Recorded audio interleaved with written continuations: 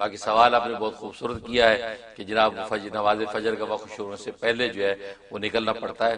اصل میں نماز فجر کی جو ہے وہ ایک غلس کا وقت ہوتا ہے اور ایک اسفار کا وقت ہوتا ہے. غلس کا مطلب بالکل ابتدائی وقت جو ہے جب نماز فجر سٹارٹ ہوتی ہے. تو غلس کے وقت کے اندر جو ہے وہ آپ نماز فجر پڑھ سکتے ہیں. اسفار ہمارے حنفیہ کے نزدیک اسفار ذرا اور مزید روشن ہونے دیں پھر فجر پڑھی جاتی ہے. لیکن جیسے ہی فجر کا وقت سٹارٹ ہوا بھلے وہ کسی دوسرے امام کے مذہب کے مطابق سٹارٹ ہو جائے, مطلب امام شافعی رحمۃ اللہ علیہ کے نزدیک جو ہے جلدی شروع ہو جاتا وقت, تو اگر اس وقت میں بھی سٹارٹ ہو گیا وقت اور طلوع فجر ہو گئی تو بھی آپ کو نماز پڑھنے کی گنجائش ہے, بجائے اس کے کہ آپ قضا کریں. تو اس غلس کے وقت میں تغلیس میں آپ وہ فجر پڑھ کے اندھیرے منہ فجر پڑھ کے اپنے کام پہ جا سکتے ہیں اور پھر یہ غیر مطلوبہ منزل پہ پہنچیں تو پھر آپ کے قضا ہونے کا کوئی خطرہ نہیں ہے کیونکہ آلریڈی آپ پڑھ چکے ہیں. لیکن اگر جب وہ ایسا وقت ہے کہ جو امام شافعی رحمۃ اللہ علیہ کے مذہب کے مطابق بھی وہ تغلیس کا وقت بھی شروع نہیں ہوا تو پھر تو نماز پڑھنے کی آپ کو قطعاً اجازت نہیں ہے. اگر پڑھیں گے تو تہجد کی نماز کاؤنٹ ہوگی, وہ فجر کا وقت کاؤنٹ نہیں ہوگا.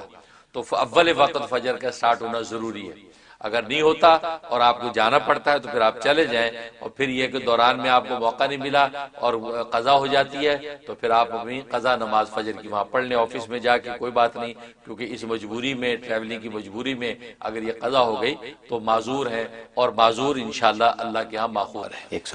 105ویں نمبر پہ نازل ہوئی, اس سے پہلے 104 صورتیں نازل ہو چکی تھیں, پھر یہ نازل ہوئی. لیکن تدوین کے اعتبار سے یہ 58 اس کا نمبر ہے, اور اس کا نام سورۃ مجادلہ اس لیے کہ مجادلہ کا لفظ جدل سے ہے. جدل کا معنی جھگڑا کرنا, لڑائی کرنا, اپنی بات منوانے کے لیے جھگڑنا, یہ کہتے ہیں جدل.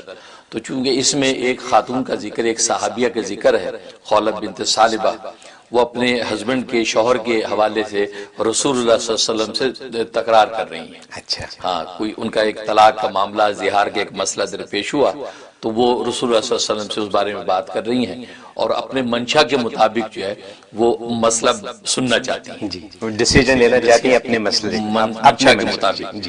تو وہ اس ڈسکشن میں لگی ہوئی ہیں کہ اللہ تعالیٰ نے ان کے منشا کے مطابق ہی آیت اتاری تھی. اچھا, اور کہہ دی کہ قد سمع اللہ قول التی تجادلک فی زوجہا وتشتکی الی اللہ, کہ اللہ نے سن لی اس عورت کی بات کہ جو اے پیغمبر تجھ سے جھگڑ رہی ہے اپنے شوہر کے بارے میں اور یہ اللہ کو اپنی شکایت پیش کر رہی ہے. تو اللہ نے اس کی بات سن لی کہ اس کے منشا کے مطابق جو ہے اللہ نے ایک زہار, ایک مسئلہ ہے فقہ کا, اس کے مطابق فیصلہ کر دیا. یہ بڑی زبردست بات ہے کہ جناب اللہ نے یہ بات سن لی. حضرت عائشہ صدیقہ رضی اللہ تعالیٰ عنہ فرماتی ہیں کہ میں بھی گھر کے کونے میں بیٹھ کے سن رہی تھی کہ میں اتنی بات بازی اس کی نہیں سن سکی جتنی اللہ نے اس کی بات واضح سن لی اور پوری صورت سے مجادلہ اتار لی. اس کے اندر جو مناجات اعظم کا ذکر ہے, ایک ایسی مناجات کا ذکر ہے کہ جو مناجات نہ پہلے کبھی روز زمین پہ رونما ہوئی نہ اس کے بعد قیامت تک کبھی رونما ہوگی. اچھا, مناجات کا مطلب ہے کہ پرائیویٹ میٹنگ, پرائیویسی میں ایک سرگوشی میں بات ہو رہی ہے دو آدمیوں کی, اس کو کہتے ہیں وہ مناجات. اور یہ مناجات کس نے کی؟ یہ حضرت علی مرتضیٰ شیر خدا رضی اللہ تعالیٰ عنہ نے رسول اللہ صلی اللہ علیہ وسلم کے ساتھ کی. اس مناجات کا اس کے اندر ذکر ہے. اور حضرت علی رضی اللہ عنہ خود بھی فرماتے تھے کہ یہ جو آیت ہے اس آیت کے اوپر صرف میں نے عمل کیا, مجھ سے پہلے نہ کسی نے عمل کیا, نہ اب قیامت تک کوئی اس پہ عمل کر سکے گا. یہ وہ واحد آیت ہے, یعنی سرگوشی والی بات, سرگوشی والی بات جو ہے جس نوعیت کی وہ سرگوشی ہے اس نوعیت کی سرگوشی پہلے اور بعد اب روز زمین پہ ظاہر نہیں, دوبارہ نہیں ہو سکتی. یہ وہ ایسی ہے. وہ ہوا یہ کہ رسول اللہ صلی اللہ علیہ وسلم آپ کو پتہ ہے دعوت تبلیغ میں مصروف رہتے تھے, تعلیم و تعلم میں مصروف رہتے تھے, تو اجتماعی اعمال آپ کے اکثر امت کے ساتھ گزرتے. اب پھر پرائیویٹ کوئی ٹائم آپ کو ملتا تو ظاہر ازواج کو بھی وقت دینا ہے, کچھ پرائیویٹ چاہیے ٹائم, تو لوگ کیا کرتے تھے آپ سے پرائیویٹ بات کرنے کے لیے ٹائم لیتے کہ جی ذرا خصوصی بات کرنی. اب خصوصی بات میں بعض لوگ لمبی کر دیتے کہ جب مل گئے تو اب لمبی باتیں کر رہے ہیں, یہ حالت ہو جاتی. تو نتیجہ کہ نبی پاک صلی اللہ علیہ وسلم پر بھی طبیعت پر گرانی ہوتی کہ بھئی یہ وقت اجتماعی بات ہو جائے, لوگوں کو نفع ہو گیا, بس اب آپ کام میں لگے. لیکن خاص طور پہ یہود یا منافقین یہ شرارت کے طور پہ بھی آپ کو اکیلے میں بات لے کے بیٹھ جاتے, لمبی لمبی بات کر کے آپ کا ٹائم ویسٹ کرتے. پھر یہ کہ جو مخلص صحابہ ہیں ان کو کسی کو موقع مل جاتا تو وہ خوش ہوتا کہ میں اور رسول اکیلے ہیں, وہ بھی ذرا تھوڑا سا طول دے دیتے بعد میں. تو پرائیویٹ جو ہے میٹنگ کے اندر جو وقت بھی ہے تو آپ پر بوجھ بھی ہوتا, اور اجتماعی جو کام تھا وہ بھی رکتا، تو آپ کو بڑی گرانی ہوئی۔ تو اللہ تبارک و تعالی نے آیات اتار دی کہ یا الذین آمنوا، اے ایمان والو، اذا ناجیتم الرسول، جب تم پرائیویٹ میٹنگ کرنا چاہو اللہ کے رسول سے تو فقدموا بین یدی، فقدموا یدی صدقۃ، فرمایا کہ رسول اللہ صلی اللہ علیہ وسلم سے ملاقات سے پہلے تم صدقہ نکالا۔ اچھا، یعنی اللہ نے اوپر قیمت لگا دی کہ صدقہ پہلے نکالو پھر ملاقات کرو۔ ٹھیک ہے، یہ آیت اتر آئی۔ تو اب جب یہ آیات اتری تو حضرت علی رضی اللہ تعالیٰ عنہ سے رسول اللہ صلی اللہ علیہ وسلم نے دریافت کیا کہ کتنا صدقہ لگانا چاہیے، یہ پیسے کتنے ان کے اوپر لگانے چاہیے کہ اتنے پیسے صدقہ کرو پھر آ کے مجھ سے ملاقات کرو۔ تو حضرت علی نے کہا، نبی پاک نے فرمایا کہ 1 دینار کافی ہے۔ 1 دینار تو بہت زیادہ ہے، 1 دینار تو یہ دے ہی نہیں سکیں کہ غریب غربا ہے، کہ 1 دینار کا مطلب 10 درہم بنتے ہیں۔ جی ہاں، تو آپ نے فرمایا نصف دینار، یعنی آدھا دینار، یہ 5 درہم۔ نہیں جی نہیں، 5 دینار غریب غربا صحابہ کہاں پے کر سکیں گے، اور کم ہونا چاہیے۔ تو رسول اللہ صلی اللہ علیہ وسلم سے حضرت علی سے پوچھا تم بتاؤ کتنے؟ انہوں نے فرمایا 1 جو، 1 جو ہونی چاہیے۔ 1 جو کا مطلب یہ ہے کہ بس 1 پیسہ اس زمانے، تو معمولی۔ اس پر نبی پاک مسکرائے، فرمایا کہ انک لزہید، علی تو تو بڑا زاہد آدمی ہے، تجھے دنیا سے کوئی مطلب ہی نہیں، اتنی سی قیمت کا کیا فائدہ؟ 1 دینار ہو، نصف دینار ہو، تو لوگوں کو ذرا لگے گا بھی اہمیت ہوگی، پرائیویٹ میٹنگ میں پیسے دے کے آ رہے ہیں بھائی، تو تم تو بڑا زاہد آدمی۔ تو یہ فرمایا۔ اس وقت بات یہ ہوا کہ حضرت علی رضی اللہ عنہ فرماتے ہیں کہ سب سے پہلے میں نے اس پر عمل کیا، میرے پر 1 دینار تھا جس کے 10 درہم بنتے ہیں، تو میں نے نبی کریم صلی اللہ علیہ وسلم سے 10 میٹنگیں کی، اور 10 میٹنگوں میں 10 سوال آپ سے کیے۔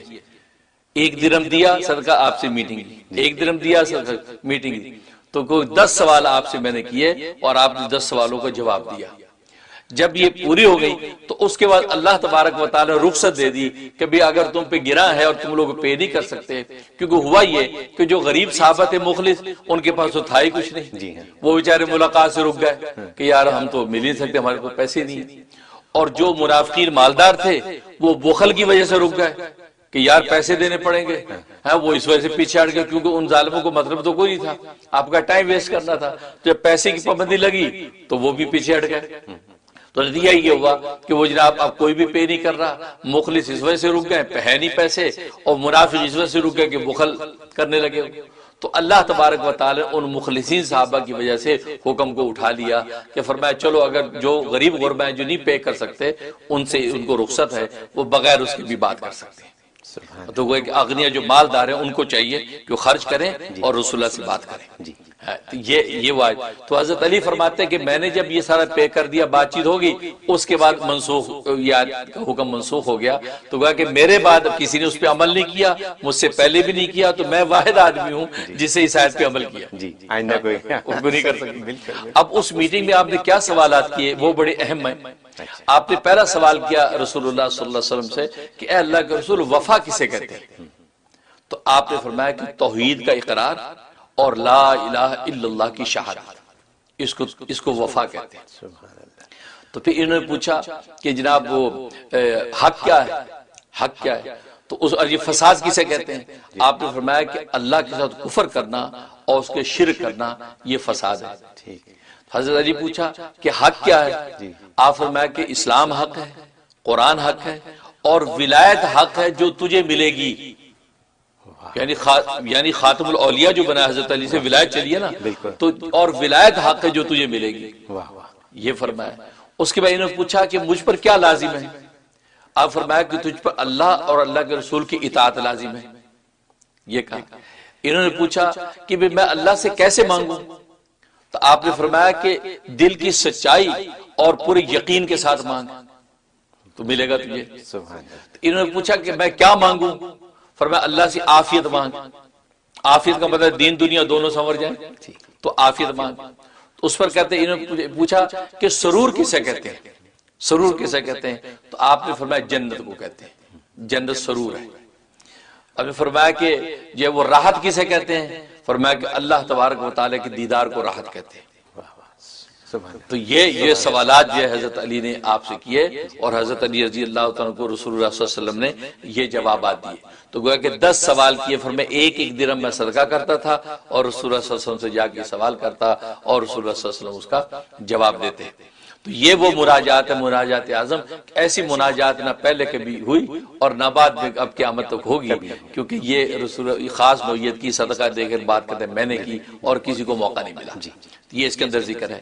اور پھر اس کے اندر جب وہ معاشرت کے احکام ذکر کیے گئے کہ معاشرت، کیونکہ ظاہر رسول اللہ صلی اللہ علیہ وسلم سے میل ملاقات کا ذکر تھا، تو معاشرت کے احکام اس صورت میں اتارے ہیں کہ محفل میں مجلس میں بیٹھو تو کس طرح بیٹھو، آنے والے کو جگہ دو. اگر کسی کے دروازے پہ گئے کھٹکھٹایا، اس نے کہا لوٹ جاؤ بھی نہیں مل سکتے تو چپ کر کے لوٹ جاؤ، اس سے ذرا تکرار نہ کرو جی ملنے 2 منٹ دے دیں 5 منٹ دے دیں تو پتہ نہیں کس حال میں ہے. تو یہ سارے معاشرت کے احکام جو ہے اس کے اندر ذکر کیے گئے، کیونکہ منافقین جو ہوتے تھے اور خاص طور پر یہود جو ہے وہ اہل اسلام کو، ایمان والوں کو تکلیف دیتے تھے. وہ یوں دیتے تھے تکلیف کہ کوئی مومن مسلمان چلا جا رہا ہے تو یہ 2-3 بیٹھے تو آپس میں کانا پھوسی شروع کر دیتے اس کو دیکھ دیکھ کے اور انگلی کا اشارہ کرتے.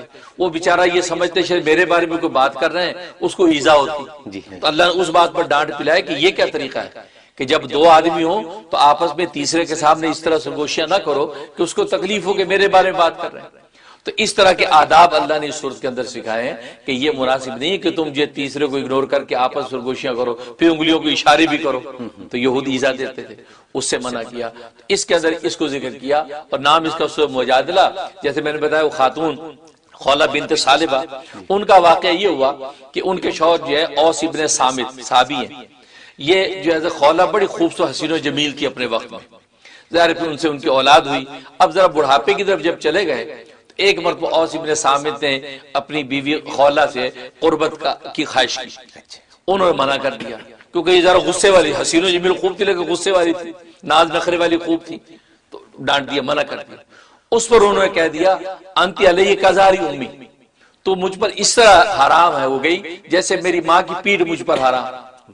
یہ بات کہہ دی. اچھا یہ جملہ زمانہ جاہلیت میں طلاق کہلاتا تھا. طلاق ہو جاتی تو ابدی طلاق ہو جاتی تھی، دوبارہ میل ملاپ کی شکل ہی نہیں تھی. جب یہ بات کہہ دی تو اس کے بعد وہ پشیمان ہوئے کہ اوہ یہ میں نے کیا کہہ دیا، اور کہنے لگے یہ تو میں نے غلطی سی بات کہہ دی. تو یہ جو ہے خولہ جلدی سے رسول اللہ صلی اللہ علیہ وسلم کے پاس گئیں اور کہا کہ یا رسول اللہ یہ میرے شوہر نے یہ بات کہہ دی ہے اور اس ایسے وقت میں کہہ دی کہ میں اس وقت بوڑھی ہو رہی ہوں، میری جوانی میں نے اس پر لٹا دی، میں نے اپنے پیٹ جھاڑ دیا، مطلب بچے اس کے پیدا کر دیے، میرا مال دولت قربہ تھا وہ سب اس پہ قربان کر دیا، اب تو میرا کوئی بھی نہیں رہا. اب اس نے یہ طلاق کے الفاظ کہہ دیے تو میں تو رسوا ہو گئی، کہاں جاؤں گی تنہا، بچوں کو لے کے کہاں پالوں گی. اگر بچے اس کے بعد چھوڑتی ہوں تو بچے ضائع ہو جائیں گے، میں اگر پالتی ہوں تو میرے پاس کچھ نہیں ان کو کھلانے کو، تو بچے مر جائیں گے، میں کیا کروں. تو رسول اللہ صلی اللہ علیہ وسلم یہ سنا فرمایا کہ میرے علم کے مطابق طلاق ہو گئی، کیونکہ ابھی تک کوئی نیا حکم ایسا نہیں آیا اور اس کے مطابق جو اس وقت دستور چل رہا ہے طلاق ہوگی، اب دوبارہ تم دونوں کو ملاپ نہیں ہو سکتا. اب یہ بار بار یہ تکرار کر کیوں نہیں ملاپ ہو سکتا، جوانی قربان ہم نے کر دی، اب بڑھاپے میں طلاقیں ہو جائیں، ہم کہاں جائیں. تو یہ اس طرح کی بات چیت کر رہی ہیں. اب یہ آپس میں ہو رہی ہے.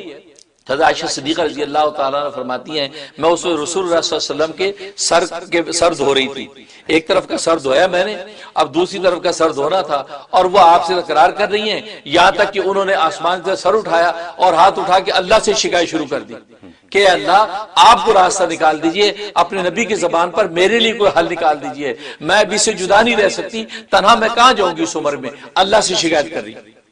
اب یہ بات کر رہی ہیں، پھر رسول اللہ کی طرف متوجہ ہوئی تو عائشہ نے کہا کہ اے خولہ دیکھتی نہیں ہو، اپنا جھگڑا بند کر، اپنی بات کو پورا کر.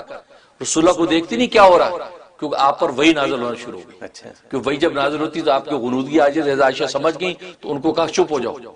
اب آپ پر وحی نازل ہونا شروع ہو گئی. جب وحی سے افاقہ ہوا تو آپ نے وہ یہ سورۃ مجادلہ بیان کر دی کہ قد سمع اللہ قول التی تجادلک فی زوجہا، کہ اللہ نے سن لی بات اس عورت کی کہ جو جھگڑا کر رہی ہے تجھ سے اپنے میاں کے بارے میں، وتشتکی الی اللہ، اور اپنے اللہ سے شکایت پیش کر رہی، شکوہ کر رہی ہے. اللہ نے سن لی ہے، لہذا اللہ نے حکم اتار دیا زہار کا، مطلب اس سے ابدی طلاق نہیں ہوگی، اب یہ زہار ہے. زہار کا مطلب ہے کہ پیٹ کی تشبیہ دے کر اس نے اپنے اوپر حرام کیا ہے. اب اس سے نکلنے کا طریقہ یہ ہے کہ یہ کفارہ اگر دے دیں گے یہ میاں کفارہ دے دیں گے تو دونوں میاں بیوی بن کے رہیں گے، اچھا اور کفارہ یہ کہ غلام آزاد کر دیں، یا یہ 60 مسکینوں کو کھانا کھلا دیں، یا 2 مہینے کے مسلسل روزے رکھ لیں۔ آپ نے فوراً کہا اپنے میاں کو بلاؤ، وہ ہسبینڈ آ گئے، کہا کہ دیکھو اللہ نے یہ حکم اتار دیا ہے، اب یہ طلاق ابدی والا حکم اب نہیں ہے جو زمانہ جاہلیت میں تھا، اللہ نے حکم بدل دیا ہے۔ اللہ نے فرمایا کہ اب تم جو ہے اس کا حل یہ کہ تمہیں غلام آزاد کرو۔ کہا جی میرے پاس غلام کا، میں تو خود مفلس کہاں سے غلام کروں گا؟ کہا کہ اچھا پھر یوں کرو کہ 2 مہینے کے متواتر روزے رکھو۔ کہا جی میری حالت تو یہ ہے کہ میں دن میں 2-3 دفعہ نہ کھاؤں تو مجھے نظر نہیں آتا۔